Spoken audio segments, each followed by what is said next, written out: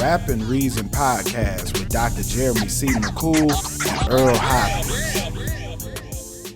All right, let's dig in because we're talking about a lot of artists. Obviously, we talked about Doechii, we talked about Playboi Max, all of which are under 30, right? So for you, who are the top artists under 30? Because I was thinking about this like the other day, and I was just like, yo, obviously we review dozens of albums on this pod, but rarely do we give like true rankings of like current artists. It's always all time. It's always within a certain window. But as far as your favorite artists, like who are like some of them under 30? That's tough. It's funny. It's tough because I don't know people's ages off rip, but that's true. Like I do, like you already know me. Like I love young artists. Like I try to discover the new talent all the time. I gotta obviously throw in Playboi Carti. Like I just got the first one off rip is crazy. Carti is. Everybody knows I'm a fiend for Carti. Like Carti, he. I think he might drop this Friday. He might, but I don't think so. I'm sleeping, but hey, I gotta throw Carti in there at least. Okay, initially. Other artists under 30, man. Yeah, I can give you a quick list too. So there's Cash Cobain. Cash Cobain, okay. Jack Harlow. Bossman D-Lo. There's Baby King. I think Chief Keef just turned 30. NBA Youngboy. Okay. Sexy Red. V's, Detroit V's. That's, bruh, he might make my list, honestly. Okay. Doechii, obviously. Ken Carson. I know you love Ken Carson. Ken Carson. Yeah, got throwing Ken Carson on my list. Yeah. Little Baby is 30. Okay. Yachty. You love Yachty. Yeah, I love Yachty too. I think Yachty's a great artist. Lotto's really good. Central C, and then who else? Yo, Doja Cat, and then of course your boy Carti. I think Carti just turn 29? Yeah. Okay. Yeah, so I don't know. I like Ken Carson on that list, obviously. I guess we could throw Doechii on that list. She's going crazy right now. Yeah, she's going crazy. Yeah, I really respect Lotto too. Like Lotto, her music is a little too provocative for me, like a little too provocative, but she can rap. Like she can rap. I like her flow a lot. Like her flow is really good. And she just dropped that song with Carti too. So you know, she did. She did brownie points with that one. Who else was on that list? I see Bossman D-Lo. I wouldn't put him on the list just yet.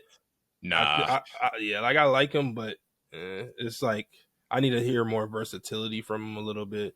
That's especially when it comes to flow. Hold on, what's that dude? He's big too. Hold on, he from Texas. I want to say Maxo Cream, but that is not who I'm talking about. He's younger. Big X the Plug. Okay, yeah. I've heard. I haven't really tapped in too much into his music. Yeah, but I know a lot of people really like him. Like, you know, I've heard he's got a huge fan base. So, you know, maybe he can be on that list too. I'm not too. I can't really speak on him too much because I don't really like listen to him a lot. But yeah, I definitely heard some things about him. Heard some buzz around his name. So okay, that's fire. If I'm making my list, my shorthand list, it's kind of tough. Ironically, and this is in no order, and this may surprise people because he hasn't had the same momentum or maybe Billboard success or like the same like buzz necessarily. I'm putting Corday around the top. That's ironic. Okay. I think people would be surprised by that, but I just think like skill for skill, I think he can rap. I'll rap a lot of people, and he just reminds me of like some of my favorite artists. Like he reminds me, there's elements of him. There's elements of him that I see in Cole for sure. And I think it's because I think they both Carolina natives too, North Carolina natives, and I think that's why. But in a lot of Kanye in them. But so I'm putting Corday, I'm putting Big X the Plug. Okay. I would be a fool not to put Doja Cat in there, bro. That might surprise me. Yeah. Like Doja's, she definitely deserves to be in that list for sure. Yeah, and if we want to talk versatility, she's versatile. Like, I forgot she was a rapper for a while, bro. Exactly. She was just making pop music, but pop music that was just hot. Do not like her performance at the Oscars. We can talk about that a whole nother day. But yeah, who else, yo? I'm putting Doechii in there. I'm going to put Central C, bro. I don't know why like people act like Central. He just dropped the album too, but people don't put enough respect on Central. Well, I can't even say that, bro. He's like one of the hottest out of the UK. He's definitely So yeah, those are the first names that come to mind, bro. I just feel like what I'm looking for in artists, I'm looking for them to be the total package by this point. Obviously, you know, certain artists come up at a certain period in their 20s, so you can't necessarily expect them to all be completely polished. But I look at Lotto, who was really a child star and who's grown into like you know, a full-fledged rapper as an adult, and I could say, oh, she has it. Like she has it all. So she makes my list off that basis alone because she can perform. She has some notable hits and everything else. And I look at a Jack Harlow who's truly an all-arounder. Like he deserves all the praise that he's gotten. I think I want to see him talk about a little bit more. Not necessarily, he don't have to be like backpack rapper consciousy, but like just delve into like his upbringing in Louisville a little bit deeper. Rather than just hitting the surface of when I think I'll appreciate his music more. I think we all will, but as far as hits, he got them. So yeah, like the people I named can sell out at least like a stadium, maybe except for like a core day maybe at this point, but I still think like he could be a top billing artist like in time. So yeah, that's my top rappers under 30, bro. Yeah. Yeah, it's crazy. You ain't put Carti in there. I'm not putting Carti in there, bro. I want. So wild. What makes my list too is like you got to be active. Like he hasn't dropped an album in 5 years. I don't think it matters though because he's still headlining festivals. Like he's still a headliner. Like you know what I mean. Like he's remained relevant without dropping. That's just crazy. Yeah. That's like art. Like a lot of people can't do that. You know what I'm saying? Yeah. Like that's a superpower. I will give it to him. He keeps the internet interested and curious, bro. Like right now, like dive into it a little bit deeper because it says that he has until Friday he has to drop or else he has to refund people. I saw that. Like merch they purchase, bro. Like how does that work? Because like nowadays people like tie the album sales to merch. Like if you buy like a T-shirt, you also get the album type of thing. So if the album don't drop, then he gonna have to return about $1 million worth of merchandise, which is kind of crazy. I hope he drops. Honestly, I have no faith really, but hey, if it drops on the 14th, man, that's all I'm gonna listen to. Ain't nothing else I'm gonna listen to. Everything get put to the side. So, and honestly, I can say the same thing. I can say that like my weekend, it'll be a Carti weekend. I can say that. Literally. I can say that because I'm not gonna act like okay. So the last album he dropped, December 25th, Christmas Day of 2020, right? Like a whole lot of red. That's what it was called. Am I tripping? Yep. And I hated it at first, bro. I hated it. But like all Carti fans know, can't go off first list, bro. Can't go off first list. So if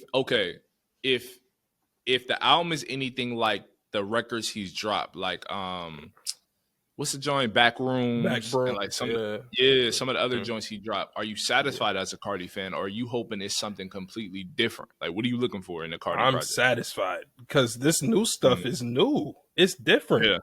Whole lot of red was like a lot of like the I guess like the baby voice a little bit. Yeah. You know what I'm saying? Like, but now it's like this is why I think Carti is so great because like he has like different personas within his music.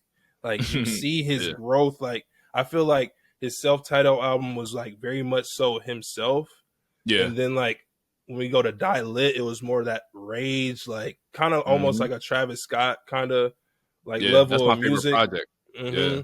And then we go to a whole lot of red where he's just experimenting, but like it's like obviously like you said, a lot of people didn't like it when it first dropped. Yeah, but then it became like probably his most selling album like that he's dropped so far.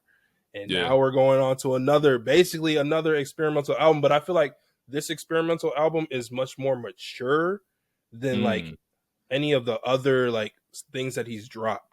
So like, because like you've heard like what's the one song with The Weeknd that he dropped? I forget what it's called. But I know what record you're talking about. Yeah. Like that song is good, and he has another song with The Weeknd that's supposed to be on the album as well. And like when you hear his new music, it sounds like it's obviously like it's Carti, like he's like working on new stuff. Yeah. So like you hear timeless. it and you're like, yeah, timeless. Mm-hmm. You hear it, you're just like, this is incredible. Like not only is he like using his regular voice, it almost sounds like he's not even using auto-tune in these records. But then he's also having like this new deep voice that he's added to his bag, which is just sounding like crazy. And it's just like, I think it's gonna make for a great album, in my opinion. I think it's gonna be another classic. Like he hasn't missed on an album. He hasn't. So I don't think he's gonna miss here, personally. I am music. Mm-hmm. I don't know, man.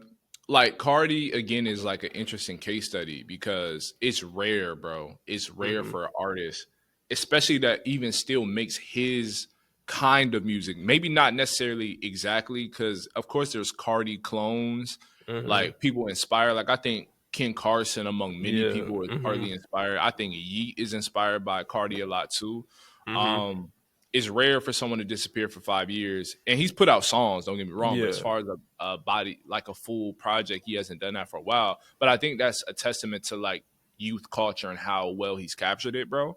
Because he got me. I'm almost 30, and I'm raging like when a new Carti is on top. So he's doing something right, bro. Like you know what I mean. I know my co-host Dr. McCool does not feel this way at all. Like, I'm not talking about Carti at all. Right. Understood. Like he got a specific lane, and it works, bro. For certain people, for me, it worked at Die Lit. Like I listened to that album every day. I was interning in LA back in 2018. That's a fact. So if he comes out with something, I'm not expecting it to be like super. You can't expect it to be super lyrical and conscious and all that. No. You expect to have a good time with it. So. Exactly, for sure. Rap and Reason Podcast with Dr. Jeremy C. McCool and Earl Hopkins.